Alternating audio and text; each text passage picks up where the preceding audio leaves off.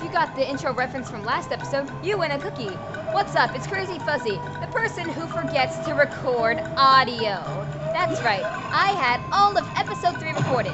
It was a good 17 minutes. And then you know what happened? I realized that I forgot to plug in my mic. That's right, so I just wasted all this time, all this space on my terabyte drive, and it was like absolutely for nothing. I swear. The LP curse doesn't happen to me in, say, actually the game itself, but in much worse things, like actually putting in audio. So, really, I am just mad about that right now. I feel really derpy. So, either way, here is the sock, but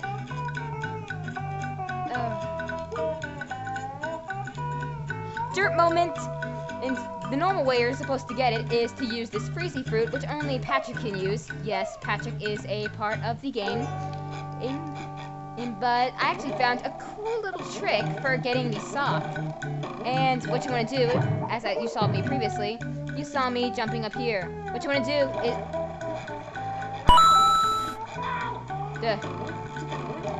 Derp fish. As I said, what you want to do is jump up really high from this bouncy thing.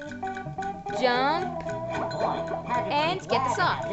But since I'm kind of a shiny person, I'm just going to go ahead and get all of the shiny objects. So I'm just going to cut until I do that. So see ya in just a second. Derping me.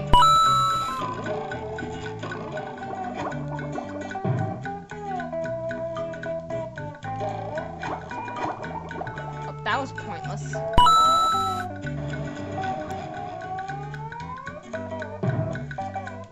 Happy face!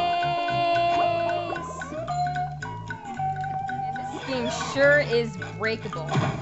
So either way, with that out of the way, there is another sock we can get. And while we get it, I think I might as well explain my posting schedule. See, to me, LPing isn't exactly as much of a job as it is a hobby. I'm not a everyday poster like Chugga Conroy, but I'm not going to pull a Proton John on you just because I don't feel like recording. LPing is a hobby, it's just not a job. Oh, and by the way, are you pro or anti me just getting all the shiny objects in the way? Tell me. So, either way, back to the point. LPing to me isn't as much of a job as it is a hobby, and it's just something fun I do. So, it isn't just right for me to post every day because I feel like I want to please you, or that I'm supposed to. It's just fun. And learning about this is a journey, like seriously. I've had to restart my game twice, and what has it been, like 2 episodes? Yeah, not exactly a great record. But again, it's all a journey. It's a learning experience that teaches me how to do all the stuff for maybe a future LP that I do. So over here we have a spike ball. So, you know, I'm probably not going to get all the extra shiny objects, but just tell me in the comments if you want me to get them. Spike balls are really easy for me to get. Or dodge. Wow! A bungee jump for a golden spatula! I must be in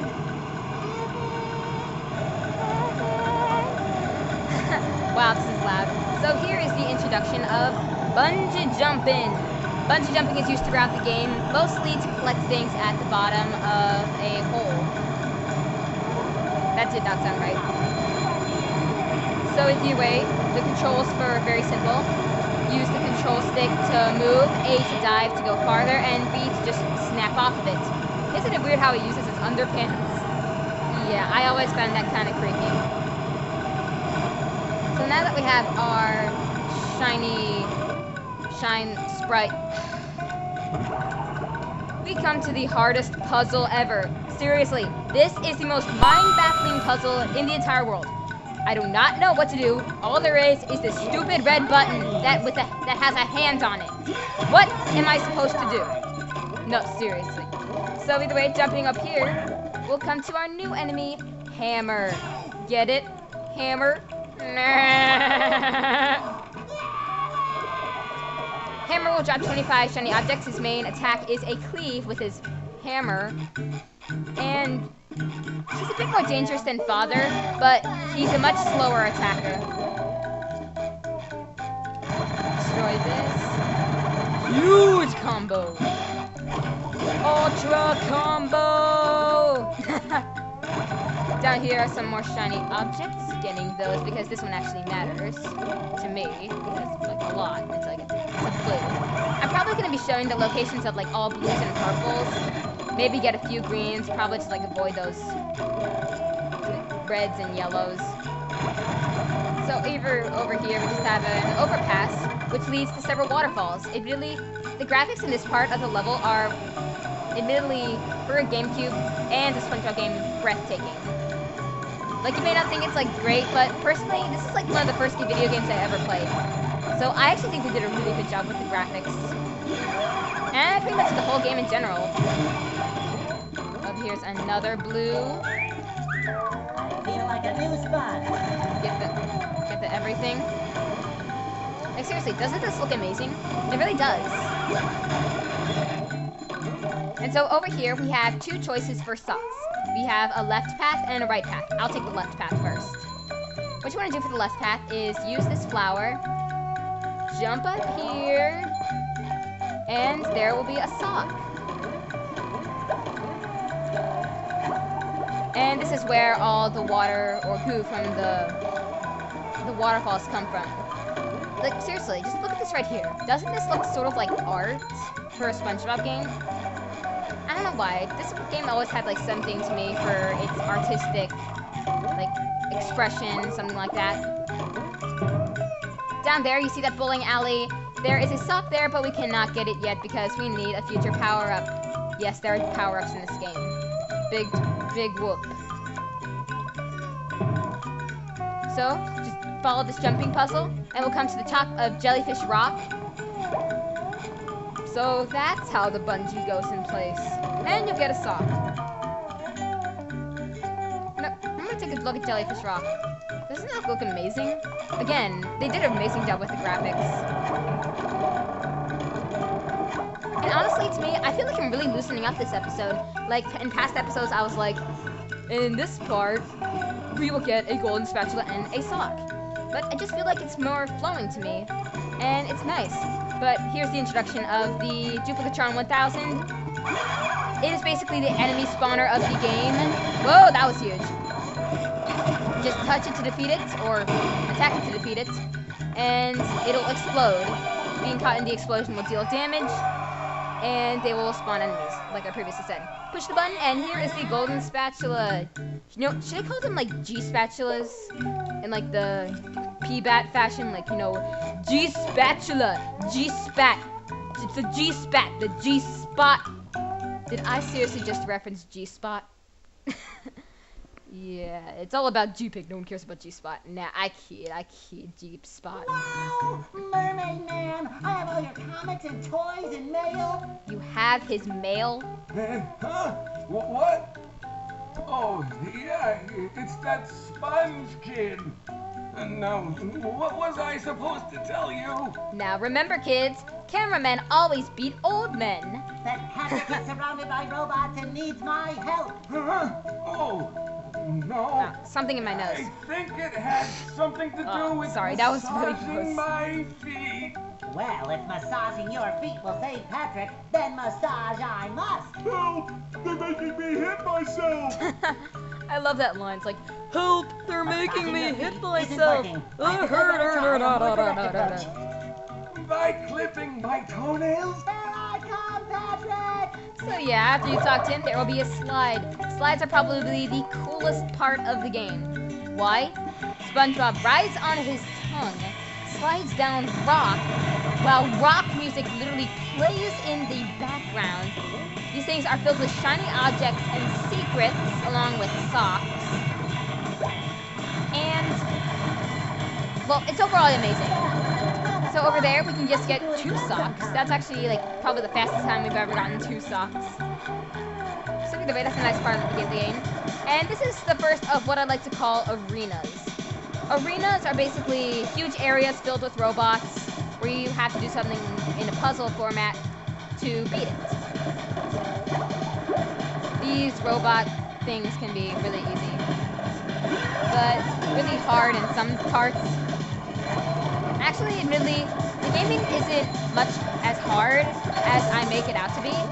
If you know the game enough, it actually becomes a bit easy. Even the later levels, which the first time I played them drove me insane.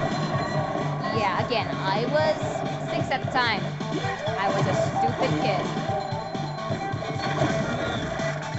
Let me get all these. But again, there's the explanation of Explardination Army. And over here we have precision jumping. Nah, these aren't precision jumps at all. They're actually quite simple.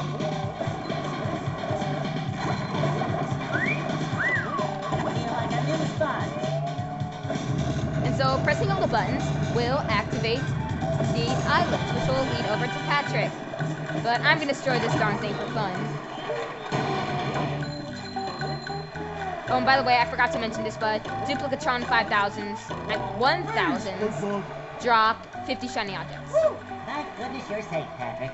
Well, of course, SpongeBob. Why wouldn't I be? Well, the robots and the... Oh yeah, I found this for you. I don't know what it is, but it looks important. Sweet, another G-Spat. I Thanks, love Patrick. doing that. I tell you what, all that running around has left me pooped. Why don't you continue on for a bit? Okay. So there's our next G-Spat. I love doing that. I don't know why, I just do. So either way, we get to play as Patrick. I'll explain Patrick's controls as we go along. Patrick can throw fruits. He's the only character that can throw items. That is how you're supposed to get the sock with the freezy fruit. Is it that hovering in midair? Oh, and by the way, throw fruits will expire after 12 seconds. You'll see it will turn black, and then Explardination! You can also pick up tikis and throw them at other tikis, except I fail at aiming. And again, over there is a bus stop. Or should I say, again, another tutorial. Geez, so many tutorials. Bus stops you can just switch characters from. And you can also throw fruit up steps. As you can see here, you can throw it multiple times. Personally, I don't like Patrick because he's not as good as a jumper. He cannot do the attack jump thingy. See, he can't do the B. But he has other things, like this throwing ability, that make up for it. So this is a Patrick teeter-totter. This will lead you to another place. And here is the first encounter of Physics for the win! Yeah, Physics for the win is awesome. And there is a Thunder Tiki. Thunder Tikis are Explardinating Tikis. See, is just going, fine, then Explardination! You can also throw Thunder Tikis, though it's not really recommended. That flower over there will just lead you back to the teeter-totter place. And then, what's the... Hey, you barnacle head! Watch where you're going! This is so ironic. We just threw an exploding tiki at him, and he's like, watch where you're going. He isn't even saying anything worse. Rock is talking to me. Almighty Rock, I am at your command. Admittedly, Patrick has some of the best dialogue in the game. It's just so funny. I don't know why. It just is. Again, they did a really good job with the script in the game. Down here, you big pink lummox! Oh, hi there, Mr. Plankton. Are you going to vaporize me today? So very tempting. Unfortunately, I found myself in the undesirable position of having to assist you. I was in an undesirable position yesterday, and now my neck hurts. This is probably one of the best cutscenes in the game. Heed my words, my large future minion. Go into Jellyfish Cave. Follow the instructions on the signs that you see. At the end of the caves, you'll still be a big pink idiot, but you'll know enough to help defeat the robots and get me back into the chum bucket. Well, then will you vaporize me? I might spare your life so I can force you to work in my sweatshop, making low-quality design and knockoff wallets. Oh, thank you.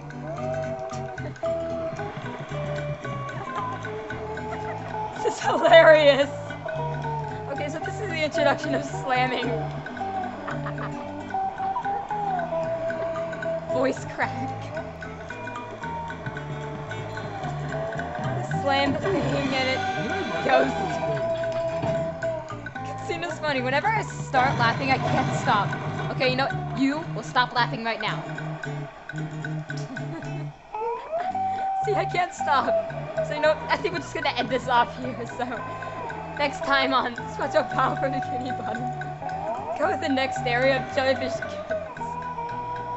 kids. Bye.